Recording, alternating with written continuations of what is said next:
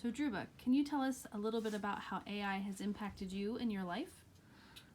No, when it was in 1996, I was the forester. A forester is a technical person and who looks after the trees. His focus is on trees. So after introduction of appreciative inquiry and other transformational approaches of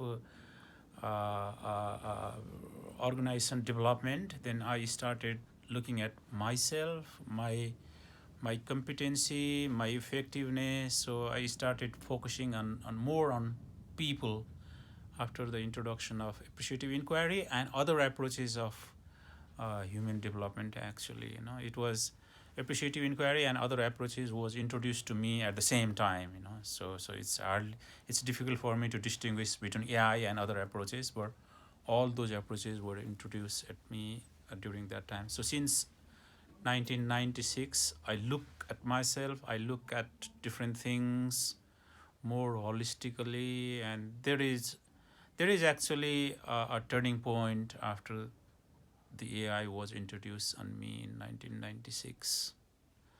And as I was working on AI, and I started learning different things on AI, and in 2002, when I completed certification, completed my Hubert Humphrey Fellowship in US, I came back in 2003. Then I realized that forestry happened to be small for me, so I wanted work a bit broader than that, broader social engagement. So I resigned from government service in 2003 and became the freelance consultant. So that's a big change on me. What about with your family or in your personal life? Has it impacted you that way in addition to your professional life? There is a significant effect in my family and the work I do. I remember it was when it was introduced on me in 1996.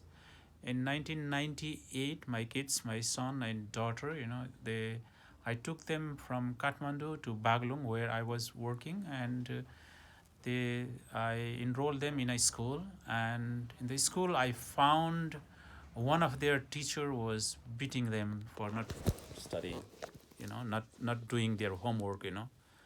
Then I talked with headmaster, and I, together with one of my colleagues, we facilitated a 3-day program for teachers and students, just to help teacher to be more compassionate towards students, and actually that program helped a lot, and the headmaster wanted some more program from us. That was the first impact in the others after I learned appreciative inquiry.